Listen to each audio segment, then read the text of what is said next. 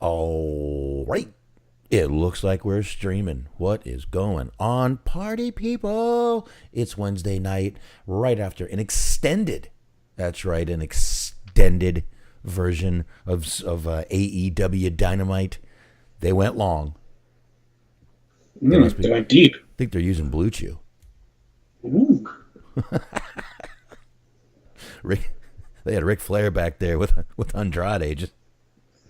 Well, maybe with Andrade. I don't know. We'll get into that in a little while, folks. Anyway, what is going on, folks? It is Wednesday night. That's right. That means it is the wrestling outlet. Boxman here. And, of course...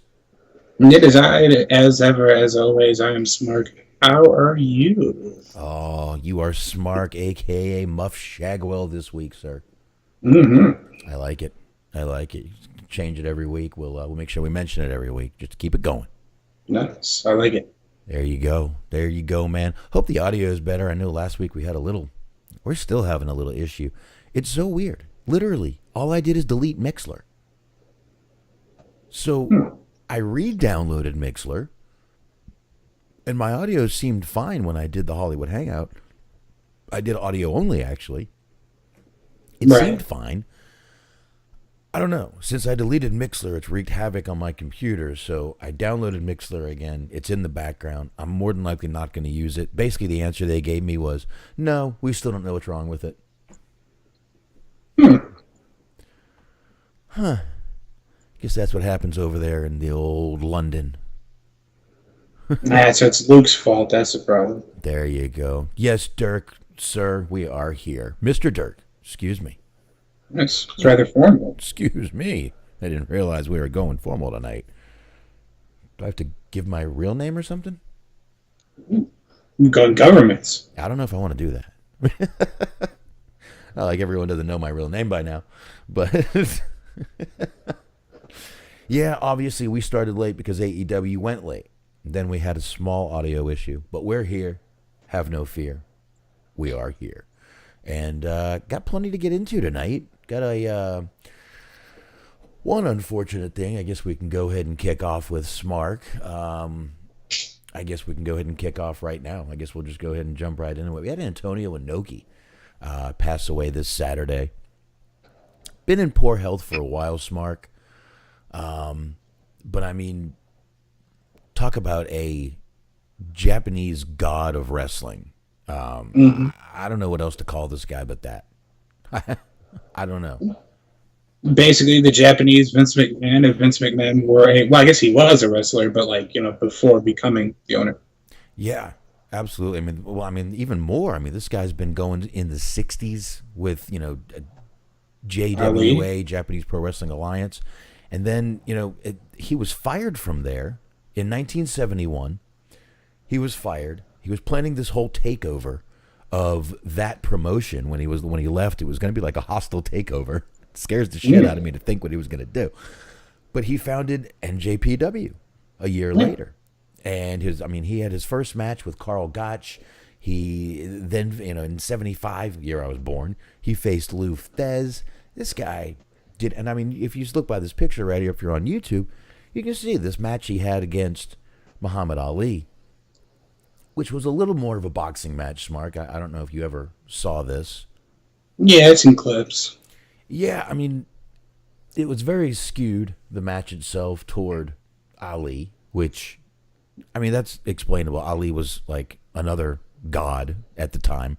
Mm-hmm. And basically, they basically just kind of, Inoki just basically sat on the ground, waited for every time Ali came at him, boom, kicked him in the leg. Boom, kicked him in the leg. He got blood clots in his leg because of this. Ali did. Almost ended his fucking boxing career, dude. Well, the leg kicks are the absolute worst. You see it, you watch UFC and you see just how quick that can change the direction of a fight. Some people consider his match the first MMA match ever. Like, seriously, some people consider it the first MMA match. So, you can see argue for that. Yeah, there could be. I could see where that could, like right there though. This match, like I said, he beat the shit out of Ali, and Ali did not expect this guy to just sit there and take his legs out, but it's like chopping a fucking tree down, But yeah, like I said, it's been. This guy has had a crazy life. Not only, and then after wrestling, he got into politics.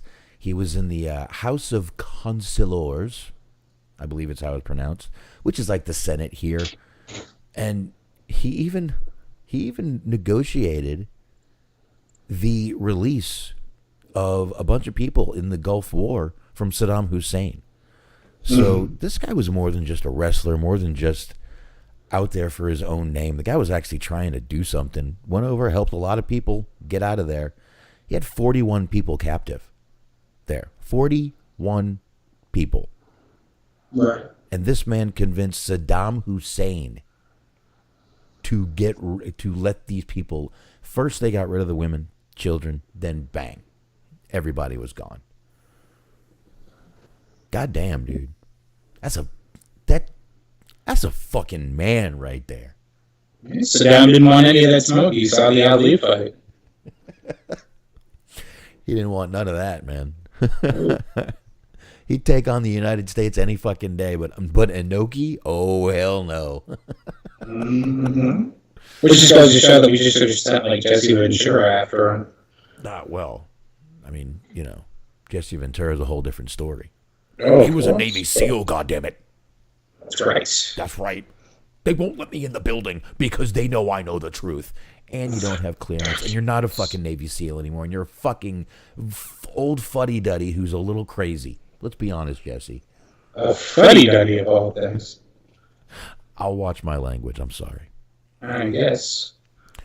But, yeah, like I said, October 1st, we heard he passed away. 79 years old. But like I said, his health has been pretty bad for a while.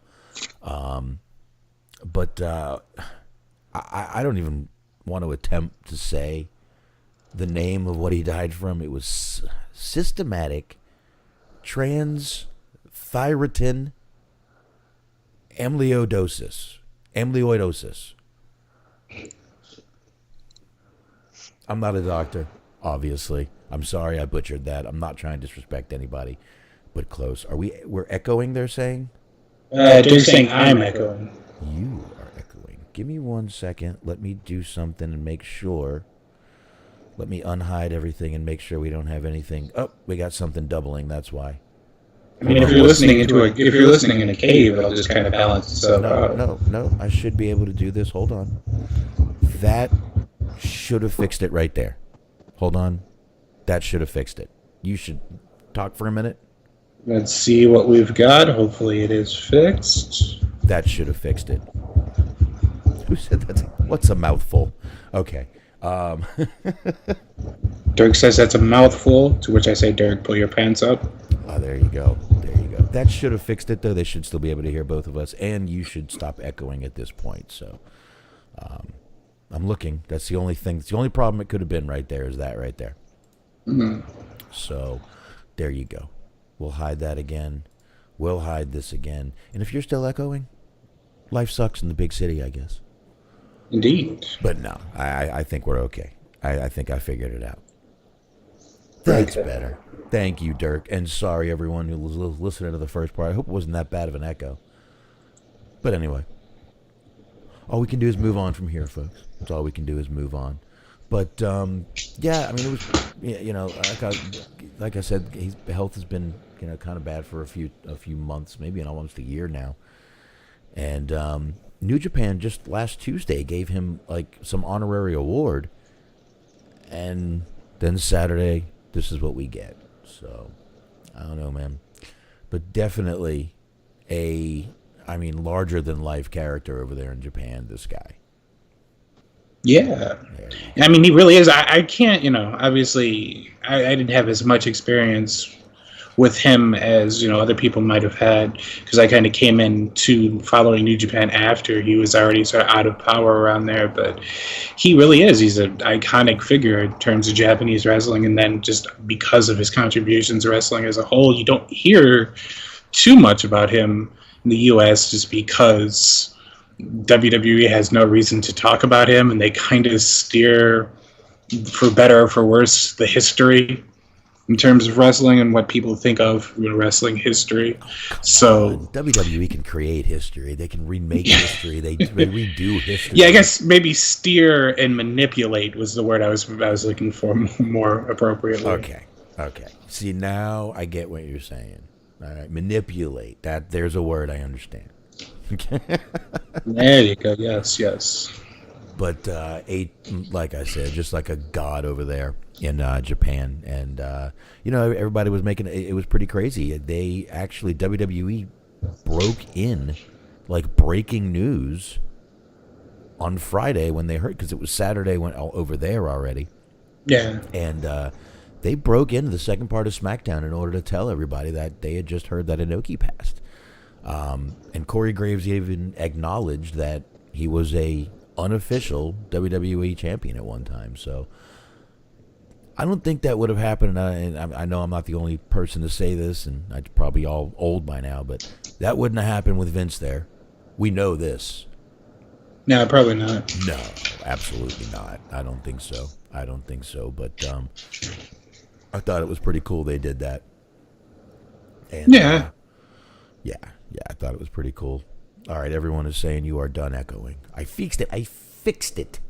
Very good. We were troubleshooting here with top quality tech support. What I did is I had the mic audio going, plus I had the desktop audio popping through. I was playing with the audio earlier. Like I said, I thought I had it fixed, and then me and you get on, and you're like, I can't hear you. At least you can see me. That's a good thing, because I can go, hold on, let me fix it. Mm-hmm. Okay. So, but yeah, it's everything. All right. Hey, I don't know what to say. I just know when you can talk fucking Saddam Hussein into giving up 41 people, I respect you for it.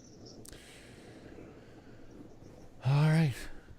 I don't think, well, as usual, let me go ahead and get into a, Smark, what would this show be if we didn't start with a Freddie Prinze Jr.? Ooh. I mean, come on, dude. This is what we do. We talk Freddie Prinze Jr. because Freddie Prinze Jr. Look at how happy he is. You see that coming down from look at that, his own entrance coming down. This guy looks happy as a pig in shit, dude. Mm-hmm. He's a man of the people. Man of the people. There you go. They're like, look, I'm touching Fred. Star of She's All That, probably. Say hi, Freddie Prinze Jr. How about that? Say hi to Shaggy. Mm-hmm. Zoinks. Okay. Ooh, speaking of Shaggy, Scooby-Doo is nuts. Never talk about that. Well, no. Yeah, did you not hear about this? The Scooby-Doo thing? No, what's happening here? Hold on. Apparently they confirmed what just everybody who understands just logic already knows. Old Velma over there is a lesbian. So apparently there's like a new movie or whatever where she deep sea dives. There's already movies like that. What are we doing here? There's tons of movies with her and Daphne going at it already. I mean, is this a surprise, folks? Yes, if you Google, you could probably find a bunch of pictures to support the claim. I don't care. I just know most of the girls that dress up like Velma usually are thick and delicious looking. That's all I can say. Mm-hmm. I think it works out for everybody. You get a little bit of inclusivity, and I'm still just going to masturbate to women that look like that. So there you go. There you go. Now is she all like full on les, or is she bi, or is she one of these other pronouns, or what? Like, we're trying to figure this out as we try to figure it out with Kiera Hogan. How this is a Kiera Hogan situation. That's we're trying to get to the bottom of it. Yeah, well, we need to know how repulsed by penis she is, Mark. That's the question here. I feel like in the case of most women, it just depends on the penis itself, specifically. All right. The owner of the penis, the shape, the size, the smell. Okay, let's move on to Are we talking a Bobby Anthem? Or are we talking a Conrad Thompson? Just... Well, that's all rumor and innuendo. I like how that is the scale. That is the most and that is the least. Are you a Bobby or are you a Conrad? I'm, there's going to be a middle there, too. We'll figure out who the middle ground Conrad. is. That's one thing we know. I don't think there's a middle there at all. Team Cornette? No, Cornette's not. No, that's just as bad. I don't know. I don't know where the middle would be right there. Yeah. Cornette's too angry to be average. Well, I don't. We obviously should. I mean, let's not make fun of Cornette. We lose listeners when we do that. Mm-hmm. I don't want to do that. Dirk wants to know: are we masturbating to cartoons? You don't? What the fuck, dude? Yeah, it's 2020. Oh, no, it's not. It's 2022. I went back in time. I'm 2 years younger. What the fuck just happened? Yeah, it's not how it works. Yes. All right. So anyway, we were talking last week about Tony Khan, his wonderful comments about what a segue. I know, about Crown Jewel. Mm-hmm. And we kind of, I've been saying more than smart that Tony Khan needs to just shut the fuck up, run his company, and not worry about what WWE is doing. I think we've pretty much made that clear. I have, at least. Well, it seems that Freddie Prinze sort of agrees with us. He said on his podcast, he said, Tony, you ain't got to do that. A former it said Prinze, you don't have to dump on Crown Jewel. Everyone on Earth knows it's horse shit.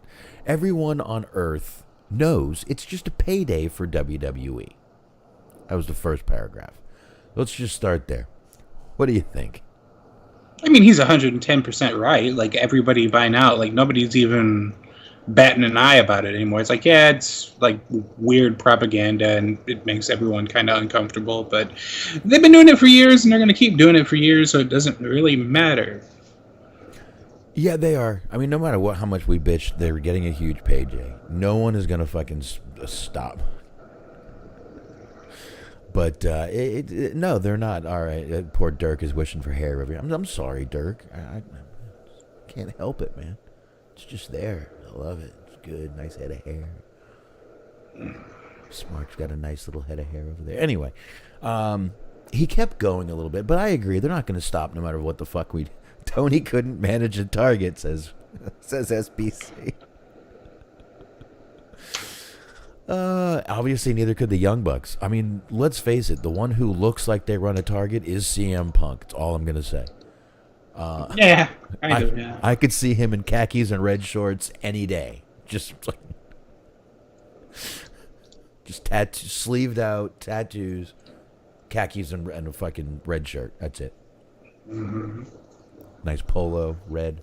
I think he'd look good. Anyway, he kept going. He said, Tony, you are the man. You have your first $1 million gate, Arthur Ashe Stadium. Huge friggin' show. I know you lost a couple wrestlers, but they were wrestlers that you weren't doing anything with anyway. You're the man. Don't trip on what WWE is doing right now. Don't take it personally. That's basically what we've been saying. Stop taking everything like they're about to take away your fucking, livelihood, or, they're gonna take away your toys or something. I don't know why I thought you were going to say library card, but that's what I thought was when you said livelihood. That's what I thought was coming. I mean, look, a library card's an important thing to some people. If they took that away, might not be happy about it. I could picture Tony Khan just rolling up to the local library and just like reading the Observer reports about his company. Yeah. Take a look at Happy Freddie again. There he is, Happy Freddie. But I mean, look, I can't disagree with him. I'm kind of right on the same path with him. Shut up, run your company, forget what the other company is doing. You're in the same market. You're not in the same time slots. Enough. You're not in a fucking war. If Tony Khan thinks he's in a war with WWE, I see that being a big downfall for him.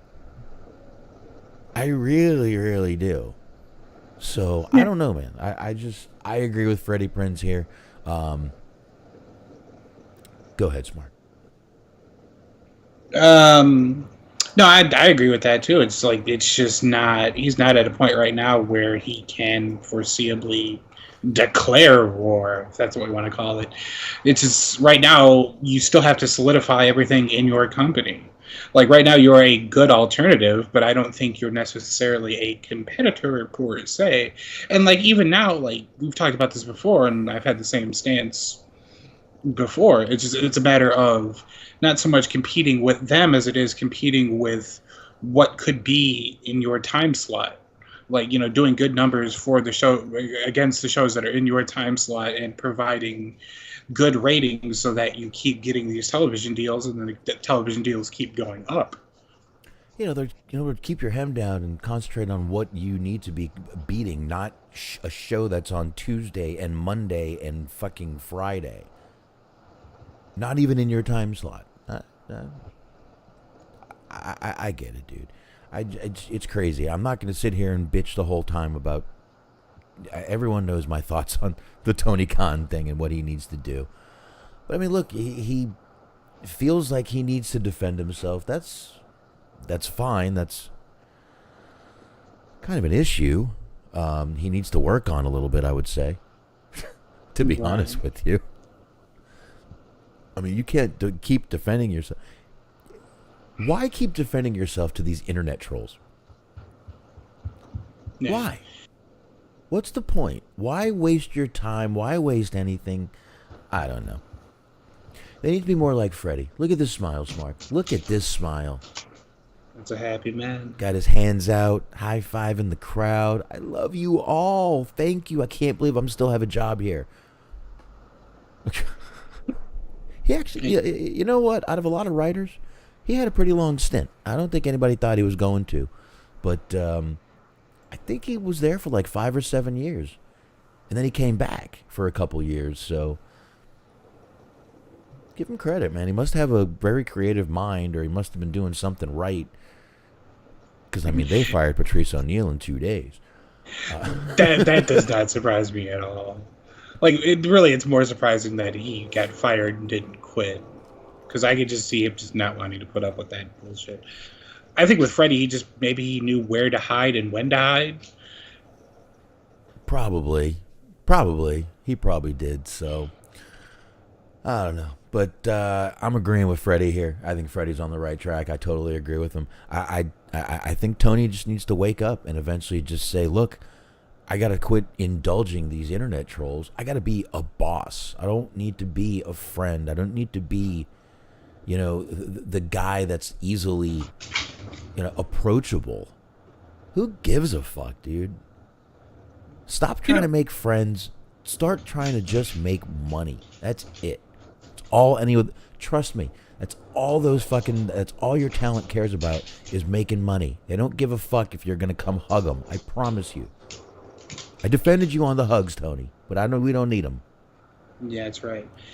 King was talking about in the chat here that the Raw, NXT, SmackDown ratings have been lowest in WWE history. Mm-hmm. And I had seen that. In the Observer, but that wasn't really what he was getting at, but it makes me I was thinking about it when I was reading that. How do you gauge a competition between two companies when, the standard before was television ratings, and now wrestling as a whole has, never been, less popular, and television ratings have never gone down farther? So many people are cutting the cord, so many people are streaming now. It's we're kind of using a metric from a bygone era to determine success. It's how do you what's the gauge for standard between the two companies if we're not using television ratings so much anymore? That is true, but you just gotta, and I did find out that Nielsen actually does have some kind of Nielsen streaming. I don't know how they capture those ratings, but that obviously they're attempting to. I don't know if they're even added into the regular viewing or anything. I have no clue, but I know they do have some sort of Nielsen streaming. So, if anyone's curious about this, actually, we had talked about this before, not for television but for radio. I was in one of the Nielsen surveys, a couple Right. years ago. They had sent a thing in the mail.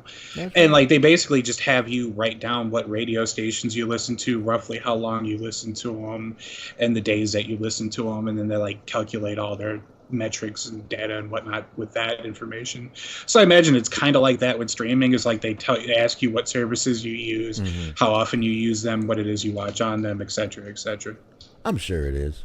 I'm sure it is. I like I said, I don't know how it's calculated or what, but I don't know, man.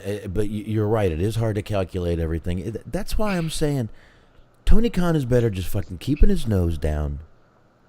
No. No. Well, okay. Okay. Bad analogy. Keeping his head down. Keep his head in the game. Okay. Let me putting on blinders. That's what my dad used to always tell people when they started in working for us when they were in the business of the packaging. He'd come in, he'd tell everyone, don't listen to anyone else. Put on blinders. Listen to what I tell you, and just you'll be successful. And most of them were. It's when they started doing other shit they became not successful. So, anywho, I guess we can move on from Tony Khan. Move on from the con. There you go. All right, I got one little thing here that I've got to bring up. This one is a little near and dear to my heart for a couple of reasons, Smark. Okay. Number one, Big Time Wrestling is bringing, having Ricky the Dragon Steamboat come back for a last match. Coming in, he's going to be a 6-man tag. It's going to be Ricky the Dragon Steamboat and FTR versus Arn Anderson, Jay Lethal, and Brock Anderson. Yes. Actually, it's going to be Arn Anderson's Four Horsemen. Jay Lethal as Black Machismo, Brock Anderson, and a mystery partner. Now, I know some of you can see this, and if you see where this show is being held, this is in Dorton Arena, Raleigh, North Carolina. Rock and Roll Express is there going up against the Briscoe brothers. This is the exact same arena that I fell in love with wrestling, especially the Rock and Roll Express. This is the arena where it happened, where Robert Gibson spit on me, Ricky Morton fell on me. This is it. Dorton Arena. I can't believe it's still called that. In Raleigh, North Carolina. So, I don't know why, but I kind of feel like this is like some sort of weird full circle thing for me. I don't know why, but this is awesome. I'm a huge fan of Ricky the Dragon Steamboat, obviously. Huge fan of Rock and Roll Express. Huge fan of the Briscoes. So I think it's this is really cool where it's happening, how it's happening. And I think Ricky the Dragon coming out with FTR is like perfection. Mm-hmm. So I don't know, but that's right, Dirk. Joe Numbers does work there as a ref. I don't know if he'll be going to North Carolina for this, but that'd be cool. That'd be cool. But this is supposed to be Rock and Roll Express's last match at the Dorton Arena. Ever. I must say, I'm more interested in watching this than I was with the Ric Flair thing. I don't think anybody's going to die here, so you don't have to worry about that. I mean, unless Robert Gibson can't see where the fuck he's going. You know. Oh, man, what I wouldn't give for like a good 5-minute like promo exchange before the match with like Mark Briscoe and Ricky Morton. Oh my God. You might. Like you would have to put up subtitles. Well, just remember, this is in November. We may get a couple. We may get a couple of promos. Oh man, I always love me some Briscoe promos. This is at the end of November 27th. But like I said, it's just where this takes place. I saw where it was taking place, and I was already amazed. I was like, "Are you fucking kidding? It's still called the Dorton Arena." And then I saw the Rock and Roll Express, and I'm like, "Oh my God, this is like." I almost want to go back just for this match. I haven't been back to North Carolina ever since I was 16 years old. I haven't been back there. I think I'm only about 2, maybe 2.5 hours away from there, like North Carolina. I don't know exactly Raleigh precisely, but depending on where it is in North Carolina, only about 2.5 hours away. Yeah, Raleigh's central. It's central North Carolina. Was that the Harley outside of your house or my house? That is an indicator that I need to close this here window. That was a car or a Harley? There we go. That sounded like a Harley. Yeah, I mean, they're excited. Everybody's heading to North Carolina now. They've got till November. Take it easy, guys. It's Chuck Palumbo over there. He's driving down the street. I'm going to take a break from writing for AEW and go to... Mm-hmm. Anyway, I thought this was really cool, this whole little thing with Ricky the Dragon Steamboat and everything. So I no need to spend a bunch of time on it. We have plenty of time, but thought I would mention it. Just like I said, it's kind of like a weird full circle thing for me. And since we're kind of talking about old wrestling anyway, and motorcycles inadvertently, I always used to like those Hog Wild shows. Like, I know not everybody liked them, but I thought, like, the sort of, like, outside environment was cool and all the motorcycles revving up and shit. Yeah, but, I mean, I don't know how you can expect a bunch of guys on motorcycles to not eventually get out of hand. I don't think they ever did, though, to their credit. It didn't get that out of hand from what everyone has said. Even Bischoff has said it didn't get that bad out of hand, but it did look like fun. I mean, they weren't expecting the guys to be revving their motorcycles and everything. They just started doing it, and it did make for a good feel. I liked them too. I did. I think we're kind of missing that these days in wrestling. I always liked like shit like that, and then like we've talked about it before, the spring break, the winter break type stuff, where like WCW would do shows and like, you know, Key West or whatever, shit like that. They would like go to outdoor arenas for like spring break and stuff like that. It was always cool. Then someone threw a bottle at Nash and Hall. Which that takes balls. Even when you're drunk, that still takes a lot of balls because those are some big, big balls. You know, there's a fine line between balls and stupidity. Throwing a bottle at those two guys, I think, would very much cross that line. Scott Hall has killed a man, idiot. Yeah. He didn't mean to do it, but imagine if he meant to do it. You know, I'm just saying. He's done it before. He could do it again. All I'm saying. Right. That's all I'm saying. He could do it again. We don't know. I mean, we'll never know now. But I'm just saying. King said he wants more of the Wardlow versus Cage. I do too, man. I couldn't believe they even had Cage on television. I was baffled. I'm like, who's this guy? Oh yeah, Brian Cage. Not only Brian Cage, but also Prince Nana. I was excited about that. Not so much Brian Cage. I've sort of given up faith on him, but I was like, oh, cool, Prince Nana, sweet. Yeah, Nana's there too. He's kind of taking over a little bit there. That's pretty cool. That was weird. Yeah, he came in a little while ago. I forget when it was. It was like 3 or 4 weeks ago. He came in on Rampage. Or Dark. I think it was Dark. Yeah, I know he's been like kind of floating around the company, but I'd kind of forgotten that he was collaborating with them, I guess, for lack of a better term. Well, there you go. Oh, sorry, everybody. Well, speaking of collabs, I guess that'll bring us to the next story here. Randy Orton collaborated with a tattoo artist for a little while. And when this woman saw the WWE 2K video game and how detailed the tattoos were, back a few years ago, she sued them. We've talked about this before. I don't know if you guys remember. But she did sue WWE, and she actually won. This is a pretty interesting thing in the copyright laws thing, I would say. All the body art that was designed by her after she filed, she filed the lawsuit in 2018, but all of it, she gets a royalty for this, for designing all the art on Randy's arms. So I think this is a pretty big thing for copyright issues for people, copyright laws in itself.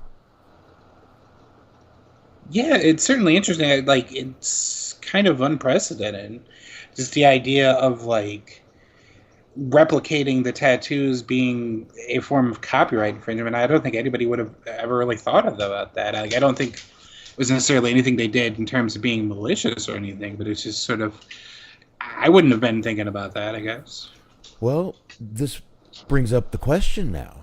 As you make video games, create video games, they've never really had to go and worry about tattoos. Now, this may be even tougher. If you've got tattoos, you're going to have to track down the artist, require extra permission. Oh, this could be a slippery slope.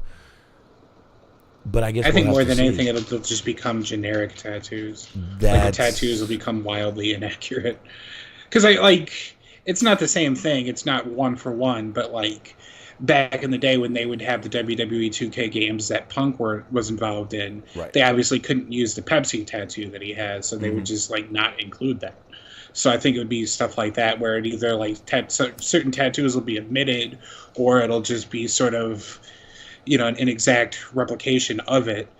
But that is interesting though, because you think about it, like, okay, video games, how does that also apply to like action figures and, you know, just things like that, drawings or whatever, you know, like all across the board, the kind of impact that would have. Action figures is exactly what I was thinking. It's exactly what I was about to say after that. But yeah, that's perfect. What happens now?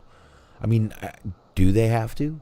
I mean, action figures are getting more and more detailed every day. They're basically scanning these things from your body and putting everything on it. So, I mean, what if you got some jailhouse tat? I mean, what if Booker T comes down with some jailhouse tat and they're like, oh man, some jailhouse guy is now making royalties off this shit.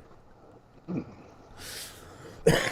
don't know. This it's a good thing for copyright laws, but it's definitely a crazy, possibly slippery slope that may delay games, may delay action figures, as you said. They may have to go out and get permissions on this stuff, and like you said, they're either going to just not put them on anymore, which will be awful, or just blur them together and they're just blobs on your wherever your tattoos are. That's kind of the model that they've been using for like sports games, like, you know, Madden and NBA 2K and things like that. They just blob them together, kind of. You can't really tell what they are. Pretty much. They're just kind of squiggles. I mean, I guess you can do that, but I mean, you know, you even go back to the older video games. You got, you know, I mean, that Brahma Bull on the Rock was always a prominent tattoo, very clear. Then when he got the Polynesian, you know, or whatever you call that on his right side, I think that's Polynesian tattoo. He got that, and that was pretty detailed in most of the video games. So now, I mean, I guess it would be up to the artist if they allow it or want to sue, but I'll tell you what, a lot of artists right now could immediately start suing right now. After she won this case, I would not doubt if we saw a few more of these start popping up elsewhere for wrestling, just because this was a winner. I could see this popping up more and more. Yeah, I could too, for sure. Yeah. Yep. This is now what they call set precedent. So, I don't know, man. We'll definitely see what happens with all that. And I think, Smark, you got a couple here. Sure. We're staying in the realm of WWE for a minute, I guess. WWE hires former Marvel writer as Director of Longterm Creative, which I also believe that they have introduced the concept of long-term creative plans as well. That is something relatively new to them as a whole. WWE has hired Director of Longterm Creative. Thank you, that's what I just said. Her writer, Rob Fee, was chosen for the position, easy for me to say, and started with the company last month. Fee's LinkedIn profile reads a horror writer for Marvel, penning comics for Spider-Man, Daredevil, and the Avengers. He was the head writer on multiple Disney shows, including 100 episodes of Disney XD's top-rated series, Player Select, We all love that show. According to a report from Fightful Select, Fee once pitched a Fiend-related movie to WWE. Bray Wyatt was released shortly after he did so. However, so nothing more came of the idea. Fee has reportedly been working on the production of the White Rabbit QR code messages in recent weeks as well. Nice. He is said to be a longtime follower of wrestling. And I love these because it's just a fucking hodgepodge of things. But Fee also produced multiple series for Will Smith, including The Fresh Prince Reunion. He also worked as a producer on The Ellen Show, MTV's Ridiculousness, and has served as a creative consultant for Netflix. So just, the most prestigious television programs you could possibly hope for. Yeah, this is interesting. Obviously, it has a lot of... the White Rabbit stuff is something that we really haven't talked about. I mean, let's face it, everyone else is talking about it. We don't really watch WWE anyway, or I don't. Don't want to speak for you. Not really, but I mean, there's not too much necessarily to get into as much as it is just... I think it started off, they were playing the Jefferson Airplane song during commercial breaks for, I believe it was SmackDown's where it started. Yeah. And then Twitter was set abuzz by that, and then it became a little bit more in-depth and a little bit more in-depth as time's gone by. And there's a lot of speculation as to who it could be. And obviously, most people think it's Bray Wyatt related. Probably is, but it's really not, not too much necessarily talk about because it's all just kind of speculation and guesses and teasers at the moment anyway. But it's cool that they're doing it. It is pretty cool. And if you look at all the hints that they've been doing, it definitely is Bray Wyatt. I mean, or Bray Wyatt, Wyndham, whatever you want to do. This has gone from Simpson episodes to little fucking record companies that haven't been around in over 15 years. So there's some cool stuff that is going on with it. So, listen, it's definitely become, I guess the word would be viral. All this little Bray Wyatt stuff. Like I said, everyone else is talking about it. Some people are making whole shows out of just that. Or, right. The first hour of their show is just talking about this. So, the Bray Wyatt thing. So, a lot of people are talking about it. I just kind of figured it was by Wednesday. I don't think people give a fuck. Yeah, I mean, what I will say about this more than anything, what is interesting to me at least, is that at the very least, it gives lip service to the idea of trying to establish some continuity, which is one of their biggest problems when it comes to making a watchable product and just storytelling in general. Is there's no commitment to continuity. Right. Things get changed week to week, hour by hour, or at least that had been the case when we were watching it. So the idea that they're actually trying to establish some form of long-term storytelling, whether or not they actually live up to that commitment is another story, but the fact that they're at least trying is a step in the right direction, so I applaud them for that. Yeah, I mean, good that we applaud them for trying. Well, for a while there, they weren't even doing that. Oh, so at least they tried. It's a step in the right direction, if only a baby step. At least they tried. You got to give them a little credit for trying. But I don't know, man. I just pulled up a picture of this guy. Doesn't look like a horror writer to me. Looks like, I don't know. I look at him and the only two words that come to my mind are rat fink. I don't know. I don't know why. But anyway, listen, he's been, like I said, those QR code things went fucking viral. And a lot of the shows he's been on were the Ellen Show went for a very long time. Fresh Prince Reunion, I honestly haven't seen any of it, but it's on HBO Max, I think. There you go. Guy's got a good resume. I guess we'll just have to give him a chance, see what happens. I do think the title's a little weird. He's long-term creative. I would hate to see who's in charge of short-term creative. Like a Rob Zombie or something. Oh dear. That'd be awesome, actually, if they did that. That'd be a smart move. Bring him in. Fucking Maurice gets recast, and it's his wife walking down the Miz. There you go. Oh, shit. All right. Well, good luck, dude. Lee, dude, whatever your name was. I already forgot The his name. article that I was reading didn't include a picture, and when you said he didn't look like a horror writer, I had to look him up, and he actually looks more like a horror writer than you would think.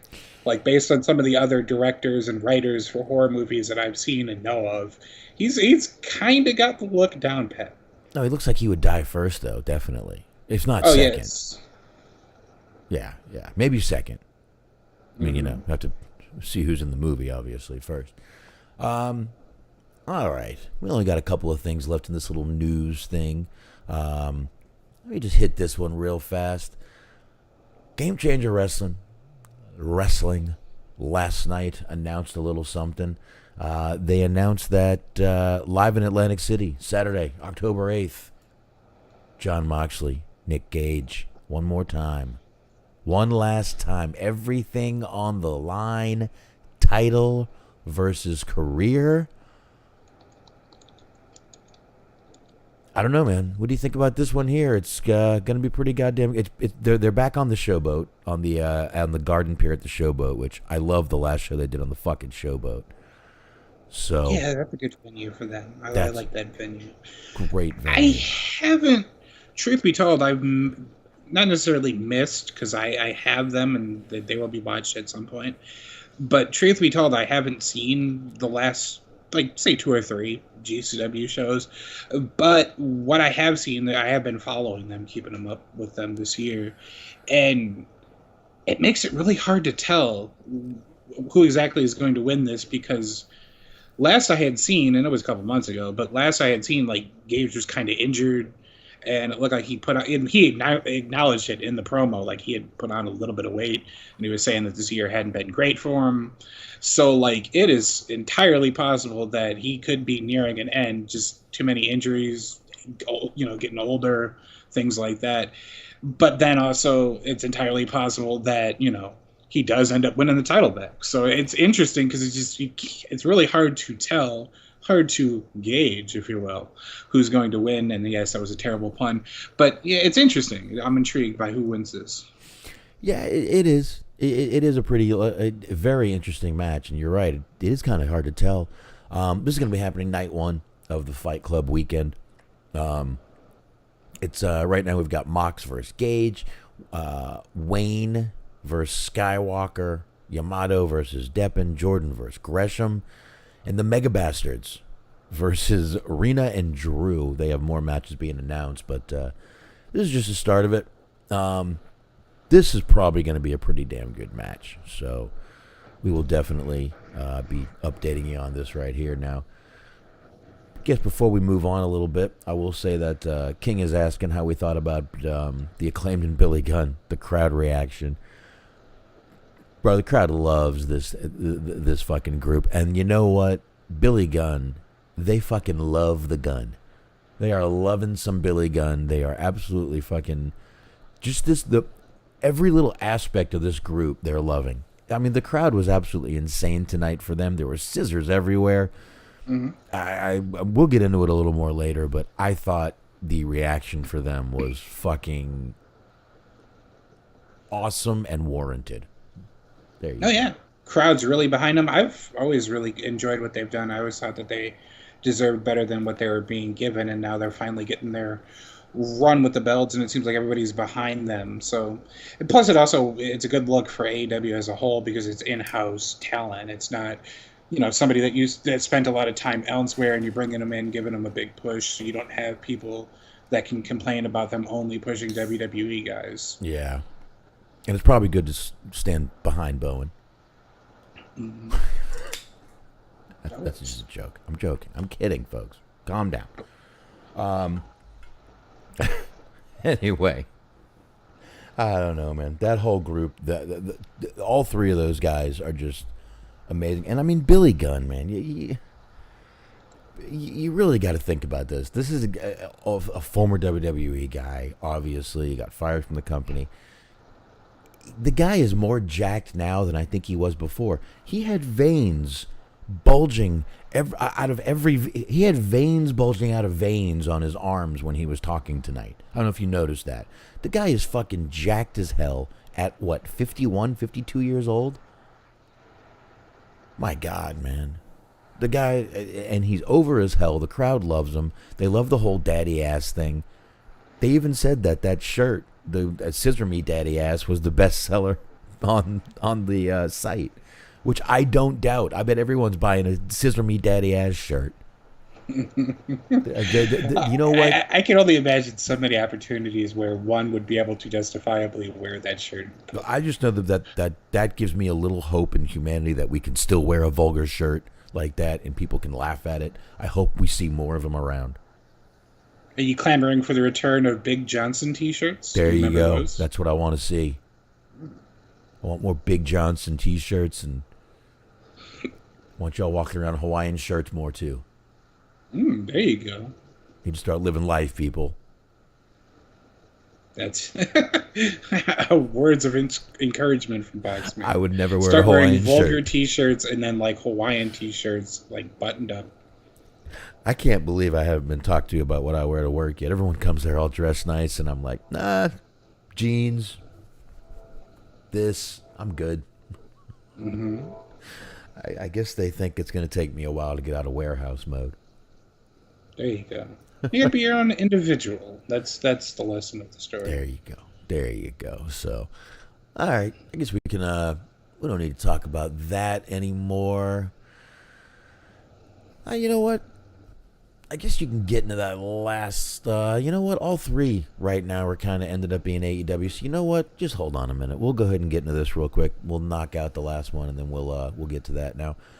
Obviously, folks, we know Sammy, Guevara, and Andrade have been sort of beefing on Twitter. I mean, because that's where all the good fights happen now, is on Twitter. I don't know if y'all know that. But they were, you guys might not be able to see this, but that's fine. I'm going to read it anyway. But these guys were going back and forth. Basically, Guevara accused Andrade, as Andrade said, like a little girl, of hitting too hard during matches. This sounds very Bret Hart to me. Guevara seemingly responded to El Idolo on Twitter without mentioning him directly, labeling him a jobber and a favor hire.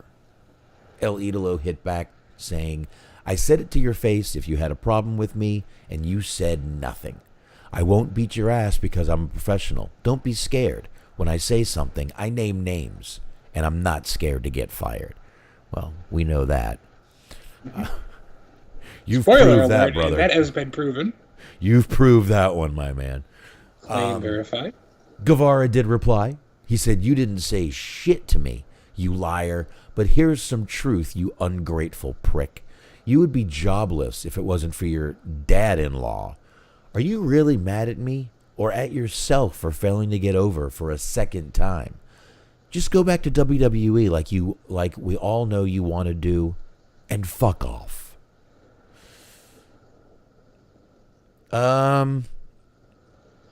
Okay. I get it. Tony doesn't want to be the guy to hold back what these guys are saying to each other on Twitter. I don't want to be the guy to, tell them they can't do this and they can't do that. Sean Ross Sapp put out I believe it was Sean Ross Sapp who put out a tweet today saying this needs to be taken care of. This is embarrassing. I'm paraphrasing. I think that's about the best word you could use for what's going on here with these two guys. This is fucking embarrassing for this company, dude. These guys are on Twitter just fucking going back and forth like two little fucking high school girls. Mm-hmm. Oh, my God, this is ridiculous. Look, I have no problem with what any of them fucking say. But why does everything have to be put on social fucking media? You're on a phone. Text the other guy. And apparently this all sort of started with an interview, a Spanish interview that Andrade did. Because he said that the only wrestler that he ever had a problem with was Sammy. He said that Sammy complained that he hit him both too hard and too frequently in an unspecified match. Andrade said he told Guevara that it was just wrestling, and if he hit Guevara too hard, he should do the same to him. He said he talked to Guevara without any additional physical altercations, and everything was cool and copacetic. But then the I guess the transcript of the interview started making rounds, and then Sammy got his feelings hurt, and he started talking shit, and then Andrade started talking shit back, and now we have what we have.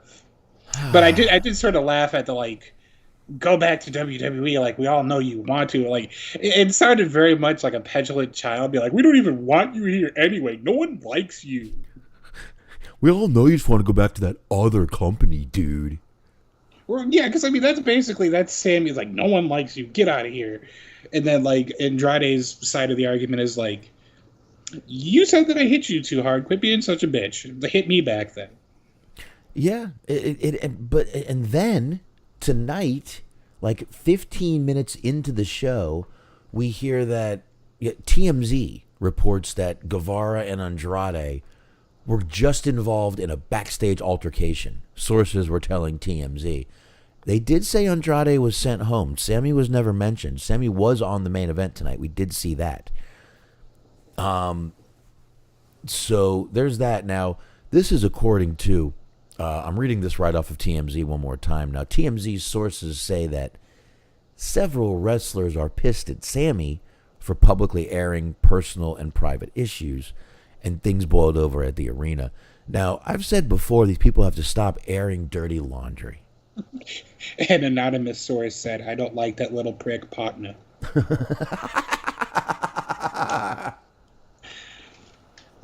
That little fucking bastard. Hit him again if I could. So who is this, by the way, on the phone? You don't need to know, motherfucker. Anonymous source seen wearing a Yankees hat and Timberlands. It's not Eddie Kingston. Oh, I mean, shit.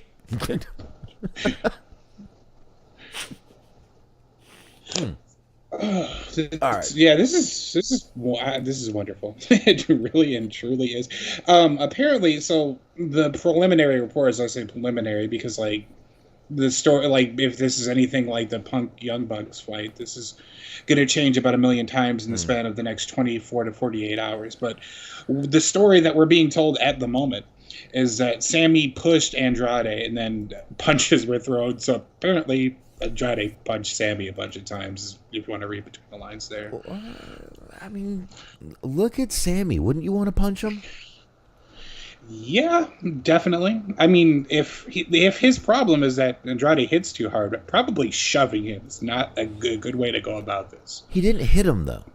Getting him to hit you for real and harder than he probably would in the ring, not the best plan. Well, I don't know. And then right after it, Andrade posted a kind of cryptic message. This was says, respect me and I'll respect you. Like, within minutes of the situation making air online. Of course. Just go ahead and tweet out stuff that no one gives a shit about. But, I mean, like I said, I'm pretty sure that was Sean Ross Sapp that tweeted out this was embarrassing. I totally agree with him. I absolutely, completely agree with him. And I think this is too, man. I said when CM Punk was out there doing the whole thing at the thing, I said, I don't feel you should air dirty laundry like this. There's a time and place for this, dude. Companies have meetings for shit like this. Companies have bosses you go to for shit like this. They have a whole talent relations department they just started where you can go to, I believe, Christopher Daniels and talk to him about shit like this. You do not need to put it on fucking social media. Everything does not need to go on social media, folks. I don't know who needs to know that, but I think everyone knows. They just don't care. Right. So, I don't know. I mean, like I said, we did see Sammy tonight, so we know Sammy wasn't sent home. A lot of people were saying they were both sent home, which obviously wasn't true. So, I don't know. It's not a good look, though. No. Because this is another incident where, like, he's run his mouth too much, consequences have been had, and then the other party has been punished and nothing's happened to him. And, like, okay, the Kingston thing, I think he should have gotten in trouble for, but whatever. It's a little bit more of a gray area. But if it is true that he started the physical end of the altercation, he absolutely should have been sent home. Like, it's a bad look right now to just have somebody who appears like they're completely beyond the law at this point. Yeah, Christopher Kane's asking if we heard news about Britt Baker. What's going on with Britt Baker, Chris? I will go ahead and do a search, but Yeah. no, it's hard to kind of keep up with the ongoing news while we're doing this. Yeah, I didn't hear anything. Is she injured? Have. Is she hurt? Is she gonna do a porn? According to the chat, there's a fake video of Corey and Carmella out there, so that's interesting. That's like a skeleton, fucking Skeletor. I don't need to see that. What is Halloween time? Oh yeah, you got a point. I still don't want to see that. No. No, I don't think I need to see I think that. this question was for you, by the way. Christopher Kane wanted to know if the BET Awards were any good. For me, I don't know. I don't I know. like doing that to you. That's fun. Not really. Remember, I don't have cable, so I don't get BET at all. Yeah, I don't have cable either. Yeah, I have seen a lot of promotion for it, though. I don't have cable, so I can't watch that show. It's channel, sorry. Don't know. Anyway, I guess while we're waiting on... some room about... Britt Baker and Christian. Oh, no. Christian's married. Britt Baker's got a boyfriend. That hasn't historically stopped anybody. This could get steamy. See, I asked about a porn. I might be right. This could be right. I was kidding, folks. You see, Paige shows up and all hell breaks loose. It's a pattern. Goddamn Christian. You know, you're supposed to be a Christian. Well, at last he's on his own. I mean, or not. Well, yeah, I guess that's the problem. There you go. King says a lot of stuff happening in AEW. The problem, I'm telling you, dude, someone needs to get a rein on these motherfuckers. Stop tweeting everything. Stop fucking everybody. Guys, calm the fuck down. Somebody was seriously holding up a sign during Dynamite that said you need to hire an HR manager. And it just made me laugh. Like, they were like hard camera, like front and center too. It was they had great seats. It was Road Dogg. It probably was. He put down the sign to wave to Billy, and then that was it. He got hired again, folks. I'm joking. It wasn't Road Dogg. Well, I mean, probably fucking Bischoff at this point. He's grinding that axe as hard as he can. No. Bischoff is now making his bones off of shitting on Tony Khan and AEW, saying they have no fucking storylines, no kids go to the show. Pretty much everything he says is 100% wrong about AEW. But hey, it gets him in the fucking dirt sheets, and he gets a few hits for it. So, there you go, King. Tony Khan, you should start a little 24/7 channel, a little reality show of what's happening with his crew. I like that. I mean, it would probably be off the air in a couple months, but, for vulgarity and stupidity or something. But I don't know. Sammy and Tay would be fucking on there or something. Of course. I'd be fine with that. Did you see those pictures she took on the beach? Just like total, like spread eagle. Not on the beach, in a chair. Interesting. Beautiful, beautiful pictures. Gorgeous girl. Wow. Anyway, I guess we'll find out what's going on with Christian and Britt Baker. But if that turns out to actually be true, my fucking God, have the floodgates opened up in that company? Like, somebody just has to get fired. Like, I don't even know who, but Tony Khan has to flex the pimp hand at some point. Just fire fucking Dr. Luther. It's like a fucking swingers club. It's like a swingers club in that place right now. My God. Ooh. Fucking DDP has entered the chat. And see, that's why Bischoff is shitting on him. They won't let him in the club. He's being left out. He's having to watch from like the closet, J.J. Dillon style. The guy with the HR sign was honestly Bubba the Love Sponge. He's just waiting for someone to fuck his wife on a video for him. Mm-hmm. You didn't see the back of the sign. It says, "Where's Hogan?" Always. All right. Oh, there you go, folks. All right, Smark, you got one last one here you can go ahead and end off the show with, like I said, we all just jumping into AEW anyway. Yeah. So we talked about it a little bit last week. The main event was Chris Jericho and Bandido, and I said I was kind of bummed out that Bandido didn't get a better reaction when his name was brought up early in the show. But after the show, a lot of people had a lot of good things to say about him. And because of that, in part, I believe, the Observer, old F4W Online, after being offered a contract immediately following his promotional debut last week, Wednesday, Bandido has signed his full-time AEW contract. Fightful first reported the news Wednesday, and Dave Meltzer confirmed. I love this. I love the sentence structure here. Fightful first reported the news Wednesday, and Dave Meltzer confirmed earlier this evening. So what they're doing is they're not saying that they're stealing Fightful's news. They're saying that Dave Meltzer is confirming it. Dave Meltzer is just as legitimizing old Sean Ross Sapp over here. Anyways, the length of the deal and specific details on his ability to work outside AEW are unknown. The 27-year-old challenged Ring of Honor champion Chris Jericho in last Wednesday's main event, eventually falling in defeat. Fightful had previously reported that Bandido was unable to get his gear on time due to the match being made on short notice, but was professional and positive backstage in dealing with it. AEW was the third televised U.S.-based organization Bandido debuted with this year, joining Impact Wrestling and MLW. Oof, moving on up. Bandido is a former Ring of Honor champion, Ring of Honor six-man tag team champion, and former PWG champion. It's the latest Mexican star AEW has signed recently, as former two-time Ring of Honor champion Rush signed his full-time deal last week. And they're probably going to need another Mexican star after what happened tonight. How about that? That's not part of the article, but that is an editorial comments. And they might need a new Christian, too. God damn it, we need a new Christian. Oh, shit. Okay. Always. What's Edge doing? Oh, fuck. Okay. He was better looking anyway. Mm-hmm. It's gonna be like Gangrel feuding with Jungle Boy next week. It's like, look, it's the best we could do, folks.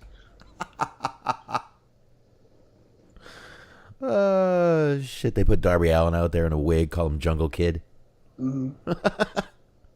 Old Jungle Lad running amok in the Jungle Lad, I like that one. Jungle Dude. Mm-hmm. There you go. We can get a Jungle Dude out there. They can throw like Nick or Ryan Nemeth out there or something. Call him Jungle Dude. It would work. It would work. Anyway, I guess we can. That's cool, man. I like this guy, Bandido. I'll admit I don't know much about him, but I've liked what I've seen. I thought he had a pretty decent match last week. Jericho is known for making people look like $1 million either way. But, hey, good for him, man. Good for him. So, and if he can work outside and do a little bit of stuff down, off AAA, I would assume. I know they don't have the best relationship with AAA, but I guess we can see what happens. And, cool shit, man. Cool shit right there for him.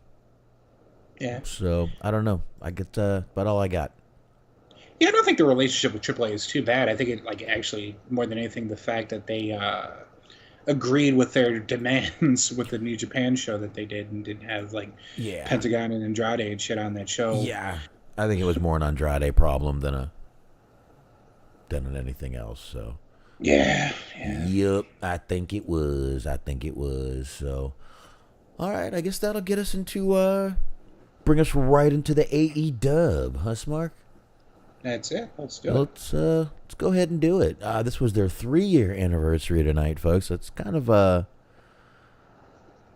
crazy to think it's been that long, but it has. It has been 3 fucking years, and as they've been doing for 3 years, they started this show off right away.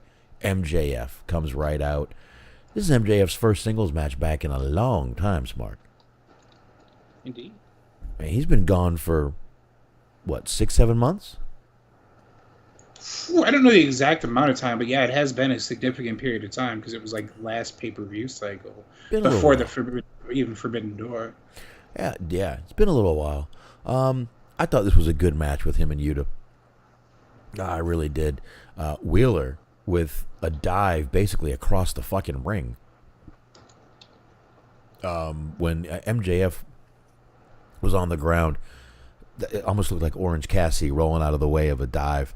And then next thing you know, Yuta just said, fuck that, and dove across the fucking ring. Thought it was pretty fucking cool. That even got some This Is Awesome chance. This match got a This Is Awesome chance once or twice. MJF did pull out the win here. I'm not too surprised. I mean, it didn't really matter who won this match, but you kind of figured MJF just coming back was going to win. And Yuta holds out his hand. Basically, sign of respect, shake my hand. MJF does. He actually shakes it, kind of still a little skeptical. And next thing you know, Lee Moriarty comes out, attacks Yuta from behind, and he's yelling, I didn't tell you to do that. I didn't tell you to do that. Well, finally we get Stokely Hathaway. We see him. He's finally like, all right, whatever. Hathaway hands him the ring, the Dynamite diamond ring. Regal got up like, oh, fuck no. Slips the brass knucks on the left hand, walks to the ring, and MJF, he doesn't want none of that shit. He don't want none of Regal. I wouldn't either. I thought this was a great. I thought the end segment was really good, but I thought the match was pretty good too. I thought it was a great way to open up the show. This whole thing. Yeah, I think at some point, I don't know when, maybe not the foreseeable future, but I do think at some point we're probably going to get somewhat of a face turn from MJF. Like, not exactly like a, proper good guy MJF, but like sort of just him being MJF, but more towards the heels. Like kind of how The Rock was when he was a face, he was still kind of an asshole, but he was just mean to the guys that the fans didn't like, and that was how you justified him being a face. Oh, I agree, and I think the crowd is slowly just doing that anyway. I think the crowd is turning him, not like you said, not babyface, but he's a crowd favorite. Yes. Even as a heel, which is fine. I mean, look, you bring up CM Punk. We've talked about him once already tonight. You bring up Punk. Punk was always that way. The crowd still loved him even when he was a heel. Brock Lesnar, the crowd cheers him. He's the one that's supposed to be the top heel in the company. He comes out, they cheer the fuck out of him. Just the way it is, man. Sometimes people just they love who they love, and you can't fucking stop it. But definitely they're going to have to, he's going to be a little more receptive towards the crowd as time goes by. And yeah, I think he's still going to be himself. I mean, even Stone Cold at times was a dick and a babyface at the same time. Sure, yeah. Always works out well for some of the guys, man. So we'll have to see what happens. But I don't know, man. That was pretty good stuff right there. Then we had Brian Cage back on TV. I was like, holy shit, Brian fucking Cage back on television. And like, I know Smark was excited about Prince Nana. Of course. But we get Wardlow. Singing, we're in the money. That was an unexpected turn. What?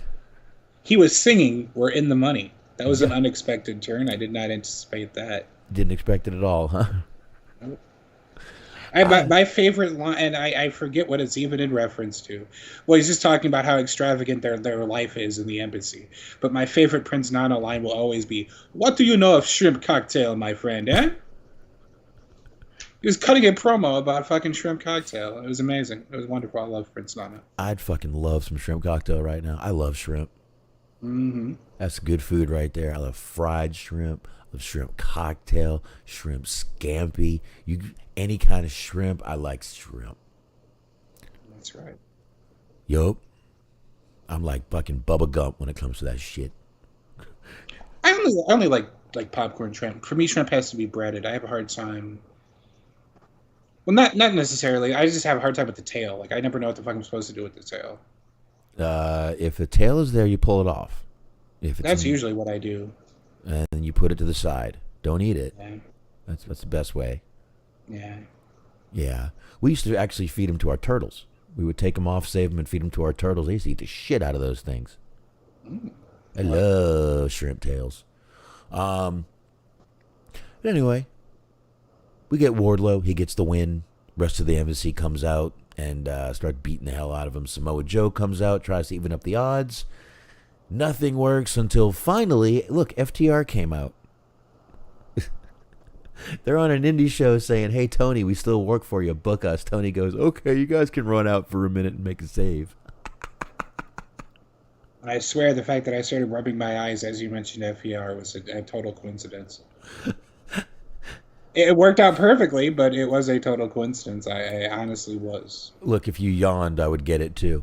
Oh shit! I missed talking about we missed talking Jay Lethal versus Darby Allin, by the way. Which that was after that though. That was later on in the show. I thought it was before this. I thought it was before this. I don't think so, but I can check a rundown. I could have got my notes wrong. It's like I said, I literally got home at 6:40 tonight. Fucking traffic was horrible, and it was a mad rush to eat and turn on the show and get ready for the show. It was fun. I felt very stressed out, but either way, that was a decent match. Jay Lethal, Darby Allin. I thought it was pretty cool. So there we go. FTR, Tony's throwing him a bone. Yep, you were right. Yeah, the Darby Allin Jay Lethal match was before this. I thought it was after for some reason. No, it was before. It was a decent match. Nothing really. It's kind of interesting that they're going for two similar-ish angles with this. Because you had Jay Lethal kind of doing a little bit of what MJF was doing earlier. Because he specifically asked his cronies not to accompany him to the ring, and then after the match, you had they got involved anyway, and then after the match, you had a handshake between Lethal and Darby. So it seems like they're teasing potentially a Lethal face turn. We'll see about that, but possibly. It definitely looks like they're teasing that, though, and I could see that happening with Tony's trying to get that ROH on TV, so I think he wants to get that done. So I could see him wanting Jay Lethal to be a babyface at that point. But yeah, he's not so. He definitely, and he does have, I guess, in the form of Sanjay Dutt, but he's definitely somebody who needs a manager if you want him to be healed, because nothing about him is menacing. He just seems like a very warm and friendly guy. He's very hard to take seriously as a bad guy. Like we talked about before, like Swerve has a look that there's something about him that just gives evil movie villain vibes. Like he just looks like he's somebody that you just can't trust. Like he will for sure betray you. But like with Jay Lethal, it's like no, like Jay Lethal, he could drive your girlfriend home and she'll be fine. I mean, he might try to fuck her, but I mean, you got to understand that, Jay Lethal. So anyway, we had Britt Baker backstage. She cuts this little promo saying, no, the question you've all been asking is no, Saraya will not be wrestling in AEW. Doctors haven't cleared her yet. I think that last part might be true. I don't know. No one knows if she's wrestling or not. And those of you that need to know the fucking answer, who the fuck are you? Yeah, who the fuck are you? Shut the fuck. I've got to know if she's wrestling or not. Fuck off. So apparently who they are is Vince Russo. Bro. Based on that accent, yes. Close enough. Penelope Ford, Serena Deeb, Jamie Hayter, Britt, and Rebel, they all come out. And Saraya comes out. She brings out Willow Nightingale, Athena, Toni Storm, and it's Penelope, Hayter, and Deeb versus Saraya's little crew there. Willow Nightingale ended up getting the pin in this match, which was a pretty big win for her. And then later she decides to challenge for the TBS Championship. Which is kind of an interesting promo. I mean, I know what they're trying to do, and I think they did a good job with it, but it's like, just because you beat me a couple of times in the past doesn't mean that you'll necessarily beat me this time. It's like, okay, that's a way to go about selling a match. Like, I understand that they're trying to make her like a plucky underdog, and I think it works well for her because she does do good in that role. But it was just kind of funny that it's like, look, just because you kicked my ass twice doesn't mean you can do it 3 times. I don't know, but if she wins, I hope she starts coming out to 2 out of 3 ain't bad. There you go. And I just can't say enough good stuff about Jade. My God, that girl. Jesus, dude. She like shouldn't exist. Something that looks like that. It's just unbelievable. Like I said, dude, she looks like she's drawn out of a fucking comic book. But anyway, they basically laugh at her, all the baddies. And then suddenly, right after the Luchasaurus match, which we'll get into in a minute here, they make the match official. They all just make matches on these shows, make them official. That's it. No, all willy-nilly. I mean, it's better than the alternative, much better than the alternative, because the alternative is another on-air authority figure. We don't need that. You're right. Whether it's Tony Khan or somebody else, we just, at this point in time in my life, if it's not fucking Dario Cueto, I don't want to see it. You got a point. You do. I see what you're saying. I do. And you're right. It's like, you're damned if you do, you're damned if you don't. Mm-hmm. We either deal with this bullshit or we deal with a lot more bullshit. You're right. So we get the Acclaimed out for National Scissor Day. We obviously got into this a little bit already. How over these guys are. Like I said, you have the people up there with the scissor section signs. I like their line. AEW doesn't stand for All Elite Wrestling's, now stands for Acclaimed every Wednesday. Mm-hmm. And like I said, man, once Billy Gunn got up there, that crowd fucking cheered like a motherfucker for him, dude. I don't know if they were cheering for him, the veins in his arms, something. But they love the guy. They love the group, the whole group. It's not just him. They love the whole fucking group. But I thought it was pretty cool. Daddy Ass comes up. Yeah, I feel weird saying that. And he presented the Acclaimed with a giant pair of golden scissors. I just thought it was cool. Swerve, though, they were just about to do the bipartisan scissors mark. Yes, basically Max Caster cut like what sounded like a campaign speech. Yes, it was very interesting. I thought it was a good promo, but it was just like, we have never been more divided as a people as we are today. But one thing that'll all bring us together is a good old fashioned scissoring. And then Swerve comes out to ruin that for everyone. Swerve is against unity, is what we've learned today. He was a little political. He's no Rick James. He does not like unity.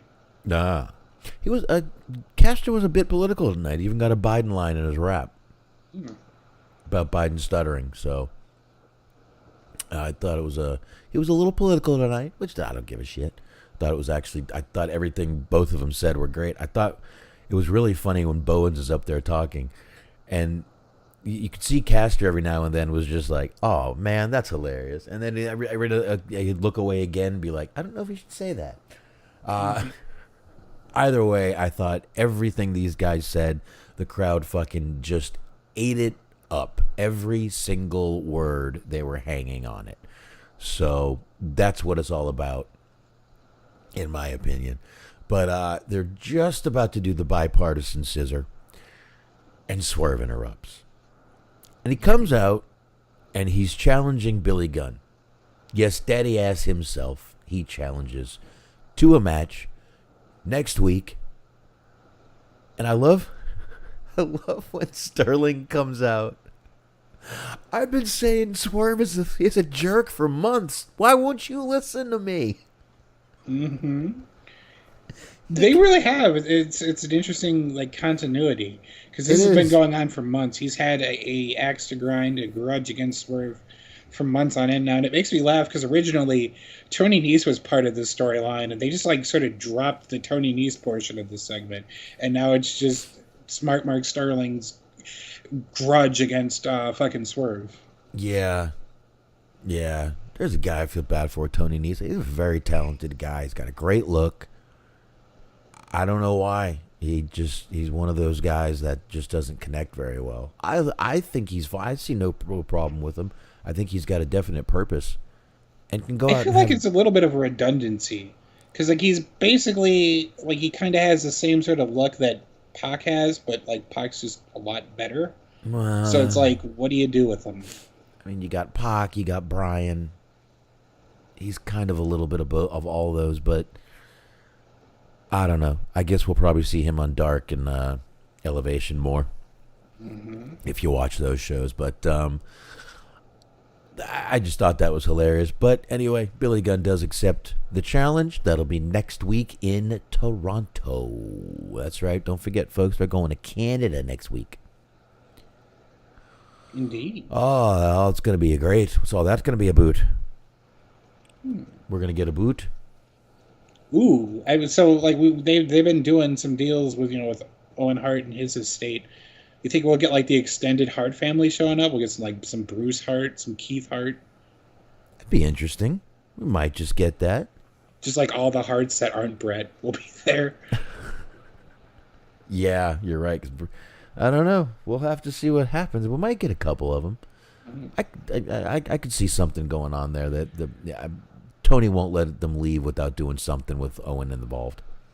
Okay, well, maybe there's another Hart that probably won't be there either. Still? I don't think they're calling Teddy. Oh, Teddy. Although, boy, do I wish they would. Like, that, he would be perfect for all the bullshit that's going on in the locker room right now. Let's just add Teddy Hart to the mix. What am I going to do with my cats? What am I going to do with my hookers for the night? My cats and hookers? I don't know what I'm going to do. What am I going to do with my hookers for the night? I have to figure it out later, I guess. Teddy Hart's hooker bit somebody, so now they all got to get sent home. I mean, I got to fuck these hookers and feed my cats. They depend on me for food and dick. Hey, I got food and dick, eh? Who wants a little dick and food, eh? Food and dick, eh? Teddy Hart's food and dick. Find out what this is all about. Hey. Outside of the fact that he may have committed some very vile crimes, I love me some Teddy Hart. All right, then. Oh, shit. Oh, yeah, they're going to be in Calgary, not Toronto. I thought it was Toronto. Is it Calgary? That's what Christopher Kane says. Unless he's correcting me about the Hart involvement. I heard Toronto twice tonight. I heard Toronto from Gunn, and I heard Toronto from Christian. Toronto, Ontario, Canada. AEW schedule. We'll get to the bottom of this in roughly 15 minutes. Gonna have to go to the mountaintop on this one, Smark. That's right. All right, you let me know. Toronto, Ontario, for Dynamite and Rampage. There you go. Yeah. And then they're going to Cincinnati, Ohio. That's right. That's right. Because that's when that actually is important in October. That's when they're going to be doing the Tuesday show. So that's going to be the 18th. Oh, that's right. That is going to be a Tuesday show. So we'll figure out what to do on that one. When we get this little Dark Order Smark versus you see, he was saying the Hearts were from Calgary, so yeah, you were right. Yeah, he's correcting me for being an idiot. Fair enough. I mean, how far could that be? It's Canada. Yeah, it's an island, basically. I mean, come on. It's not. Jesus Christ. You go from here to there, you're out of Canada. I mean, come on. It's like here. Look, all right, I'm in Canada, I'm at the border. I'm at the border, I'm at the end of Canada. That's how it is, right? That's right. I think it's basically how, like, everything in Illinois is just Chicago. It's all part of the extended Chicago universe. Yeah, I mean, obviously I'm a geographical whiz here. Mm-hmm. I'm really not. I don't know how far it is, and I'm just kidding. But we get this dark... 33 hours. Ooh, boy. It don't take 33 hours to get through Canada.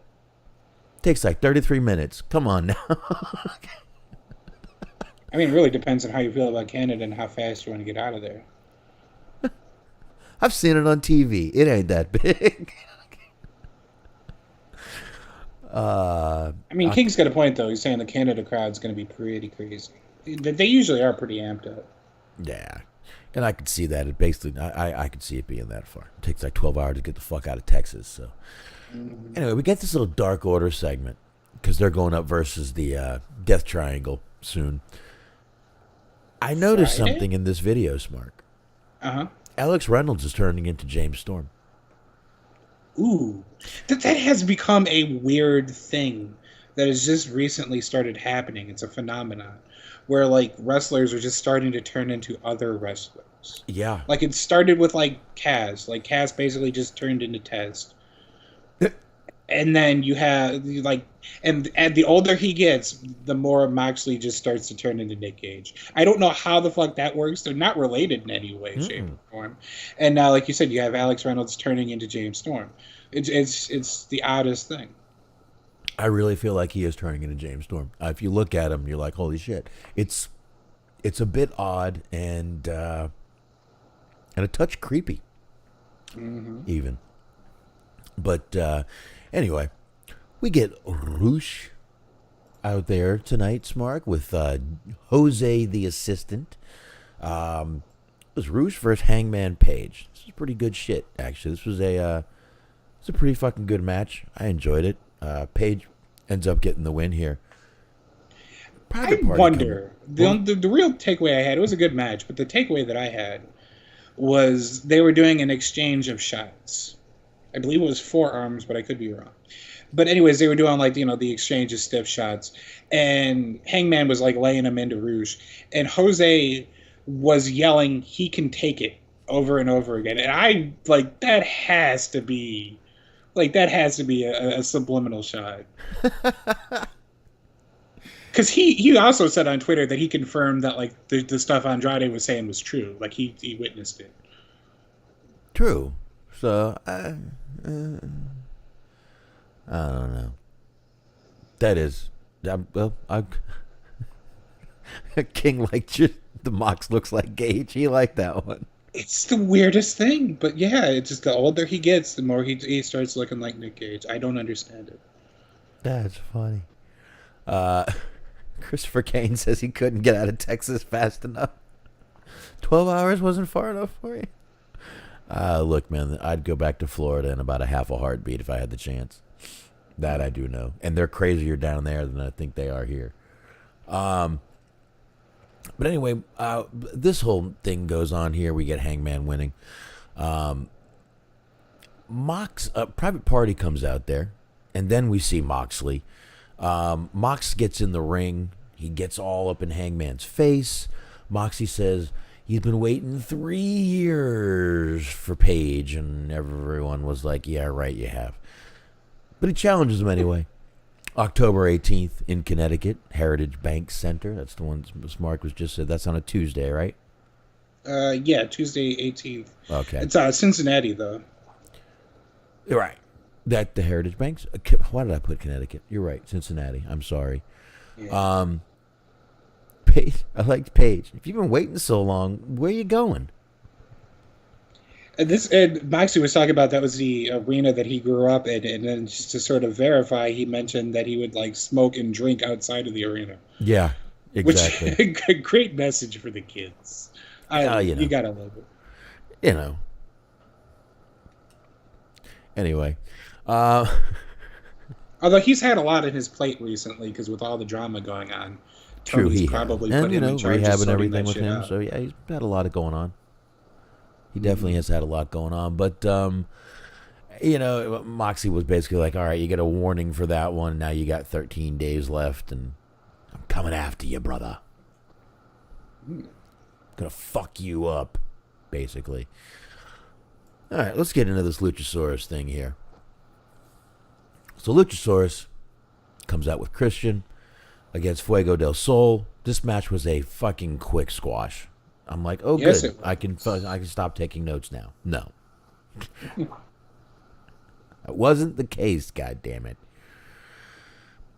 Anyway, we get to, like I said, that match is pretty much done. But then next thing you know, Luchasaurus gets gets Fuego up in the air like he's about to fucking spike him into the mat. Next thing you know, Jungle Boy comes out, hits him with a chair. Jungle Boy cuts this odd little promo. Oh, you were my best friend and you broke my heart. Okay, I mean, it's just a whole sob story. And then he begins to basically tell Luchasaurus, well, you broke my heart. I'm going to break every bone in your body. I'm paraphrasing very, very, very lightly here. Jungle Boy says you pick the time, you pick the place. Christian does. Next week, Toronto, my hometown, eh? Mm-hmm. Yeah. It's all that about. And that's it, man. That was good stuff. I actually like this segment. I don't know if you agree with this or not, but I think we're starting to see a little more fire every time Jungle Boy cuts a promo. He seems like he's said before he's not very comfortable cutting promos. He knows he's not good at it. He knows he needs to work at it. I think he's starting to get... Look, I'm not saying the guy is excellent. I'm not saying he's fucking stone cold. He's off the rock. He's not going out there and cutting these fucking scathing promos. But I think you can tell he's working at it. I think he's trying. I think he's improving slowly. And he's young enough that it doesn't matter right now. He can only get better as far as I think. So I think he is. Go ahead. I was just say it's kind of a symptom of just coming up on the indies nowadays. You don't see as many promos on the indies as you used to. Like you still see some, but not nearly. They don't feel like they're as nearly as prevalent as they were back in the day.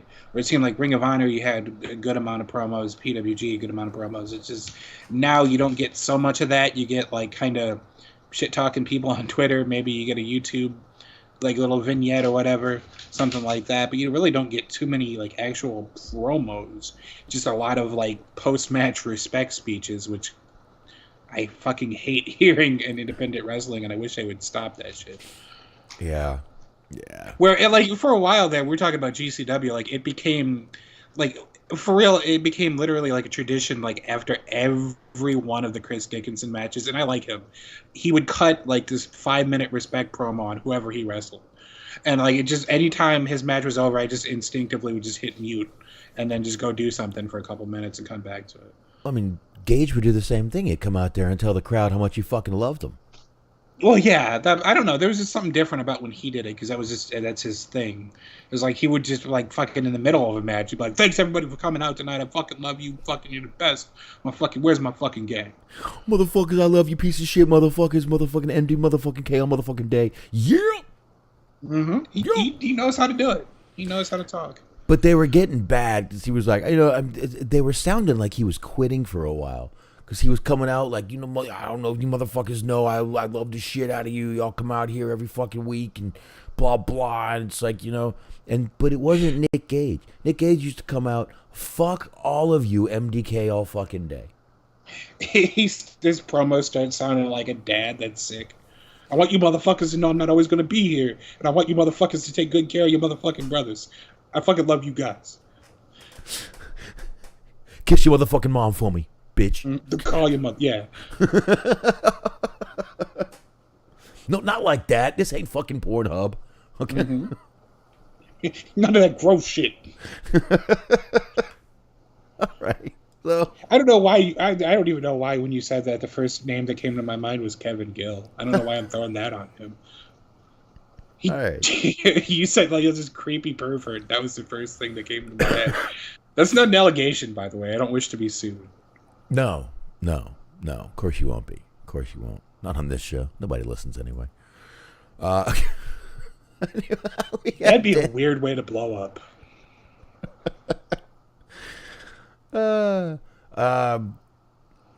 SBC's name was Gage, not jacked before. Gage has never been known for being jacked. He's Nicolas Cage is better than Nick Cage. Now that would be an interesting match. Yeah. Okay. I don't see why we can't have both. I wouldn't mind seeing Gage in a Cage movie. Ooh, Gage in a cage. Gage in a cage. Dude, I would love to see Gage in a cage. I don't know. But would Cage go in a cage with Gage? Could you get Cage in a cage with Gage? Or would Gage have to get in the cage with Gage? But I kind of like your energy, man. So Gage would have to get in the cage with Cage, but Cage wouldn't get in a cage with Gage. Mm-hmm. I think I just broke my brain. And then what do you do with Page? That's a whole other. Which one? It's Diamond true. Dallas Page? Hangman Page? Ethan Page? Which Page? Wow, they really have had all 4 pages work for them. Well, and they just brought in a former girl formerly known as Paige. So I don't know what the Yeah. fuck you're talking about. Yeah, that is wild. You've had Hangman Page, Adam Page, fucking Ethan Page, Diamond Dallas Page, Page. WWE. This is wild. And they just, like I said, brought in a girl formerly known as Paige. Yeah, like Christopher Kane says, Gage was kind of jacked when he got out of prison. He sort of just fluctuated a little bit because he's had some injuries and whatnot, and that's what happens. Yeah, but you're right. He was in great shape when he got out of prison. He was in great shape. I don't know, all he had time to do was lift weights and eat. That's pretty much what he said. I mean, we did interview that guy once. Me and Shaheen. So, a rare podcast interview that Brett Lauderdale hooked up for us. So, that was good shit. That was good stuff. But he said basically that was all he did in there. So,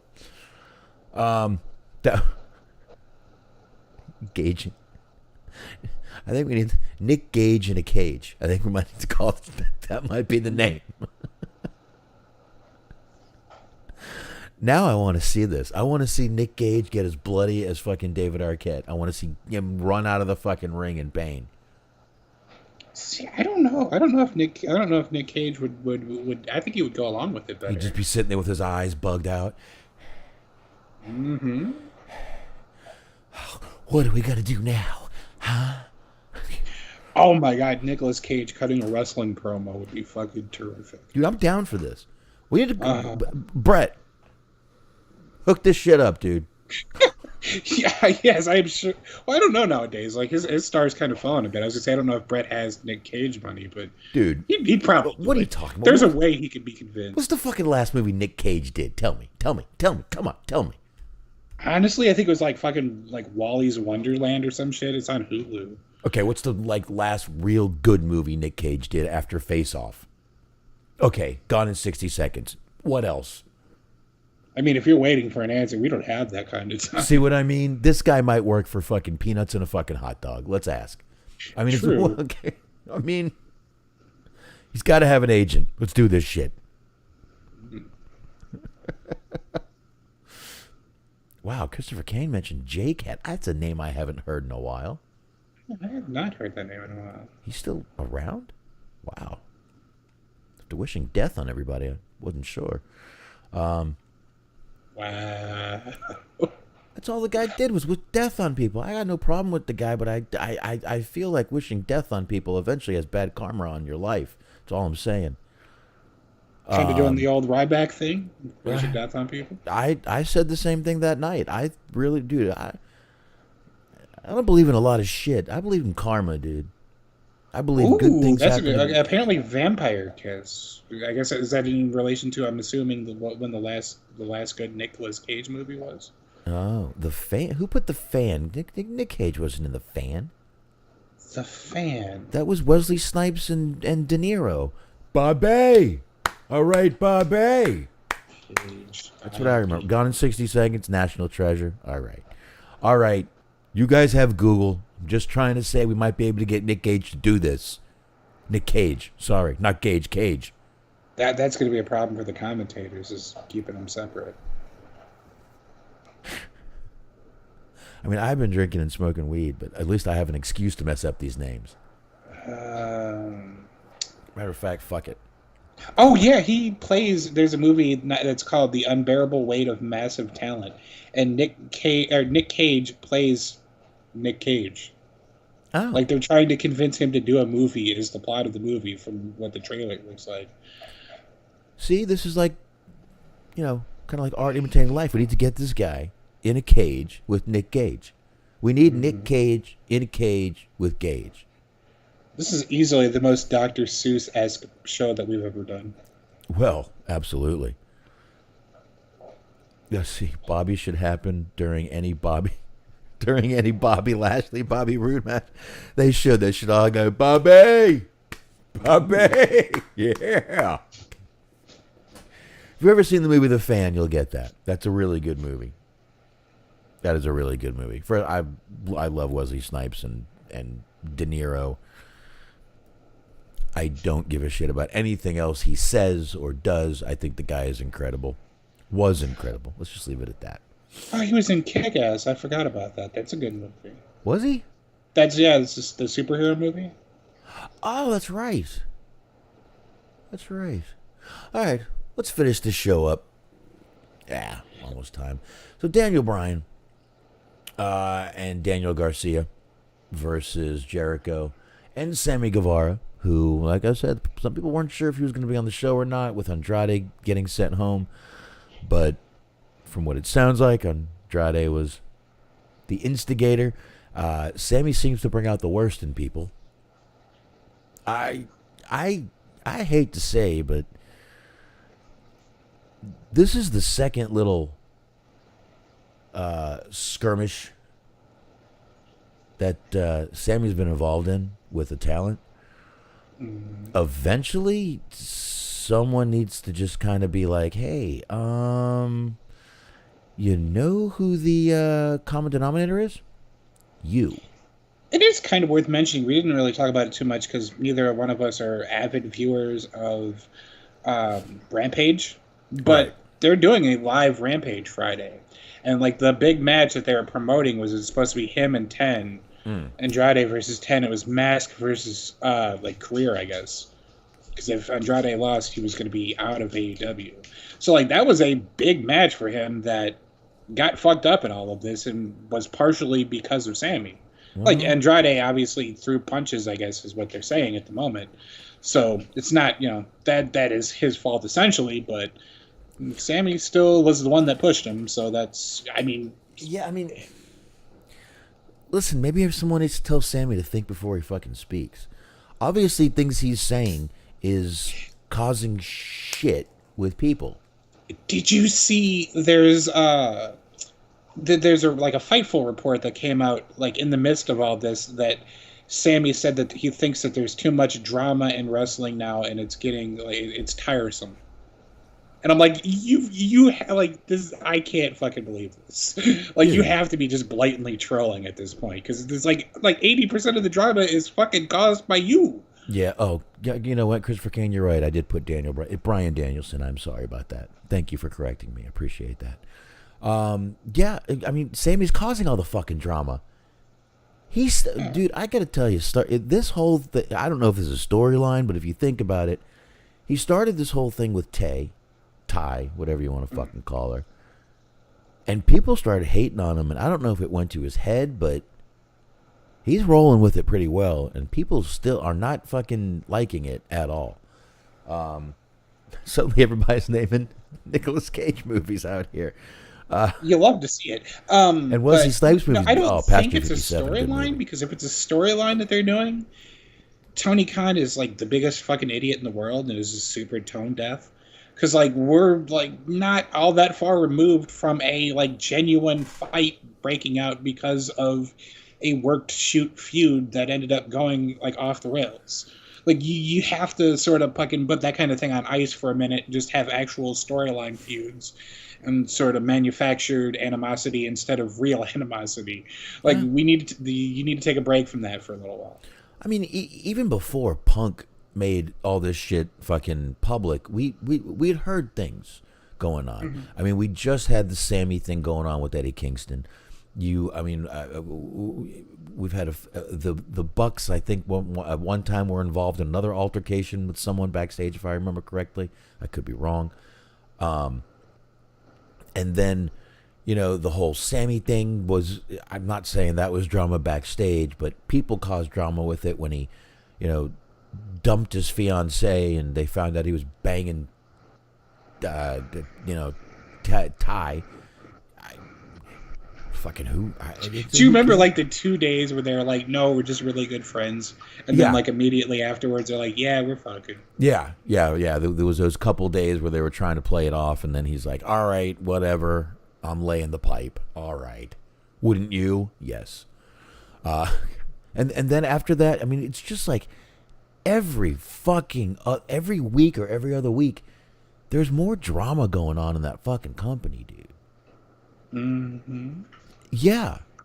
Sammy's been a part of most of it, or around it, or involved in it.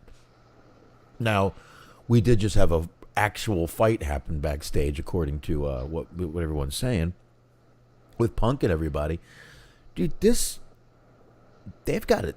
This is fucking high school shit. Number one, number two. If the Bucks aren't there right now, so who's still the fucking one leaking all this shit to goddamn Meltzer? Mm-hmm. Maybe it wasn't the fucking Bucks doing all the fucking leaking and shit. Maybe it's someone else. You know what? I wouldn't doubt if it's fucking Tony myself. I wouldn't doubt if Tony Khan was doing it himself. I like how in the midst of all this, Ricky Starks sent out a tweet that just said, "Man, can my coworkers just shut the fuck up for a minute?" Yes. Ricky Starks. Awesome. He is taking the Moxley path to success. It's just like, shut the fuck up. Just don't talk. It'll work wonders for you. Stay off social media. Yeah. You see, I'm kind of agreeing with SBC here. I think he's talking about Sammy Guevara. Sammy's not worth this fucking trouble. I'm going to tell you right now. I would tell Sammy, you cause one more fucking scene, one more fucking bullshit, one more fucking drama thing happens. You're involved as the fucking anywhere in it. You're done. I agree. He's not worth it. He's not moving merch. He's not fucking moving the needle. He's not a draw. What the fuck? Yeah, well, because I mean, okay, they had the match scheduled for the pay-per-view. It was supposed to be Kingston versus Guevara. Guevara was kind of responsible for fucking that one up. And then you had, like we were talking about, the match that they had scheduled for Rampage. I always mix those up. That was some. I mean, I don't really care about that match, but it was important to AEW. They were pushing it. You know, that's another match that you fucked up. And, like, there's just a lot of... He's making Tony Khan look bad. There's a lot of, like, negativity that's being caused by all this. And it's like, what are you really getting in return? And the people he's calling out are people that could be genuinely big stars for you. Like, Kingston and Andrade have way higher of a ceiling than Sammy did. And that was like the most ironic thing of all this was like he tweeted out that, you know, this is your second fucking attempt at trying to get over and you're going to fail. And it's like, you're back with Chris Jericho. Like, you shouldn't be talking that shit. Like, your singles push failed too. You shouldn't be throwing stones, friend. Yeah, and let's face it, that when Andrade first came out in WWE, he was very over. They fucked up his push. Mm-hmm. They fucked up his push. They had him down in NXT like he was the next fucking like better than Mysterio. And dude, there was a time he was really fucking over. WWE fucked it up. Vince fucked it up, I'm sure. But because they put him and Garza together, and people liked that tag team, but then they like split up almost immediately. I loved it, and you know, even Zelina was with him, right? Mm-hmm. Yeah, she sure was. How can you not? I mean, my God. She was coming out on TV. That's when she was coming out on TV every week, trying to look better every week, and somehow she did it. Yeah, they scrapped that, and then they like didn't use any of them, and then they're like, why don't we have Latin stars? It's like, what are you fucking doing? You had them; they were right there, and you didn't use them. No, all they're thinking is who's got Ray's number. Mm-hmm. Okay. Who's got Rey Mysterio's number? How old's his son again? Right. Meanwhile, Dominic is living out a lot of people's fantasy with this. Absolutely. Yeah, he's doing great for himself. Mm-mm. And she's out there doing interviews like, you know, it's up to Dominic. If he wants mommy, I'm mommy. If he wants poppy, I'm poppy. And I'm like, my God, I'd call you whatever you wanted. Mm-hmm. Oh, good Lord. Storyline or not, Dominic's still getting some good times out of this storyline. It's a good workplace environment. All right. Oh yeah, King's right. Theory was involved in that too for some reason. Like, I have fucking no idea why he did. But that was a weird part of that. You're right. He was. I just thought of that. You're right. You're 100% right. I forgot about that. It's been so long. That didn't last very long because after a while he ended up going to NXT and he was with the Way, and that's what I remember him for. Right. Well, man, I got nothing else, man. I think I don't know. Now, I mean, all I'm thinking about now is Nick Cage in a cage with Gage. That's right. Jericho won that match, by the way. We just sort of glossed over all like that portion of it. There wasn't really too much.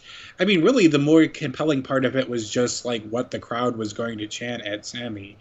Yeah. Because that was really the story of just like they kept coming up with different ways of telling him to fuck off. Well, And it just kind of like the worrying part about that is it kind of just makes I could see Tony Khan looking at that and being like, he's an overheel. Let's use him more. It's like, no.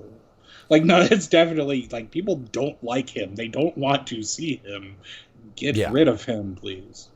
Oh, I don't know if they'll do that, but like I said, at the very least, he should be suspended. I kind of get the logic of you don't want to like fucking throw away the main event that you're advertising, so just go ahead with it and then consequences later. But like something's got to happen to him because if like even just for his sake, like he's gonna keep talking shit. He's gonna test the wrong person, and it's gonna be bad for him. I mean, how many matches can you fuck up because Sammy's a fucking won't shut his fucking mouth? Mm-hmm. I mean, I'm sorry, but you got Sammy who won't shut the fuck up. You've got fucking Punk out there doing bullshit, and you know what? When your boss is out there doing stupid fucking interviews with fucking stupid shows that that he shouldn't be doing, busted open, fine, I get it. That's his thing. But he's out there and he says stupid stuff himself, dude. My dad always says, "So goes the captain, so goes the ship." People are gonna follow the people that they think they should follow, and that's the boss. They're gonna follow the boss. If the boss don't give a shit, no one will give a shit. If the boss will say whatever the fuck he wants, guess what? Everyone else thinks they can too. Yeah. Yep. It's fucking, blind leading the blind. That's it. It's like a horse following a horse. That's what they do. Horses follow other horses. And a horse is a horse, of course. Of course. Horses will follow other horses off a fucking cliff. Seriously, dude. They just, if another horse jumps off that cliff, another horse will fucking follow it, dude. That's just how they are. But you can't keep doing this with him. Sammy eventually, a couple weeks off, obviously didn't do good for him. Everyone thought he might grow up and smarten up after he said, what he said about Sasha and had to take those courses, which, whatever, if that was real or not, I don't care. But you thought maybe he'd think and be like, man, that was a real fucking bad time. Almost got fired for that. Kind of worth pointing out that he was 29 years old. Like, he's not necessarily a kid anymore. Like, he's coming up on 30. Mm-hmm. Like, I don't know how much this shit's actually going to change. Well, Sammy may be gone and have to come back after a few years. Because I'm going to tell you, if AEW gets rid of you for being a problem backstage, you think WWE or NXT is going to pick you up if you're a problem backstage? No. Yeah, that's the thing. It's like, okay, Andrade can basically do what he wants to do for numerous reasons. Like, even if he doesn't go back to WWE, he can work in Mexico, or he could just live off Charlotte if he wanted to get down that way. But, like, Sammy doesn't have those opportunities. Like, nope. NXT is not waiting for him. He didn't really work. He worked a little bit in AAA, but, like, they're not going to want him back as fast as they're going to want Andrade back. You know what I mean? Like, those opportunities are not there for him. This is his opportunity. He needs to stop shitting where he eats. Yeah, I agree, man. I do. But anyway, I guess enough complaining about this. I think we can go ahead and head out of here, man. I ain't got nothing else. I think we got through it all. Got the AEW. Think we're good to go here. Mm-hmm. Think we are. Unless you got anything else. No, I'm good. Let's do it. All right, Smark. Yes, sir. Mondays, 8:30 p.m. on the Metal Mitt Podcast Network on the old Mixler machine or wherever you get your podcast. Cheese on Sports, Cheese Man, myself, Luke Birch, G Wiz Mojo, the whole gang is here. Just check us out. We're talking NFL, we're talking MMA, we're going to be talking NBA and NHL as the seasons begin. It's your one-stop shop for sports and tomfoolery, so check us out. There you go. Check out Cheese on Sports for anything with 3 letters. Mm-hmm. There you go. And we love balls. And while you're checking out Cheese on Sports, don't forget, there's also the High Marks. You guys can still check them out. You can check them out on YouTube. You can check them out on Mixler. JustMetalMit.com, JustMetalMit Podcast Network, and of course the Unscripted Wrestling Podcast. Eric, Doug, Daniel, the whole cast of characters over there. Check those guys out. If you're going to check them out on Blog Talk Radio, which you can, they are the EUP Network, Everything Unscripted Podcast Network over there. And, of course, Weekly Detour. You got Anthony. You got Teddy. That is a cool. Check them out on Spotify. Everywhere else. Excuse me for that. That might have been audible. And Stephen Milan. Definitely go check him out over there. He's reviewing movies. Got over 10,000 films reviewed, so check him out on letterboxd.com/Stephen Milan, 2 L's in Milan. I will possibly be back for Hollywood Hangout. Honestly, I may need to take this week off. I'm going to still try to get it done. I'm just figuring out what I got to do Sunday for my kids. I do have to do something for Scouts. Me and the wife are trying to figure out who's going to do which shift. If I do late shift, I'm not going to be able to make it back and do this. So I'll figure out what I'm going to do. I may just get it done Monday. I might be busy Monday too, though. It's going to be a tough week. I'll see what I can get done. That's about all I got for you, folks. So that's it. Smark, appreciate it. Everybody who stopped by, appreciate it. I got to once more time thank everybody. I appreciate everybody coming on in. I know we never really got to announce that we were going to be coming over here. Just kind of jumped from Mixler when it didn't work to here. And I appreciate y'all still coming on in and joining the chat and chatting it up. And that's about all, folks. That's all I got for you. Smark, take it easy. Folks, see ya. Adios.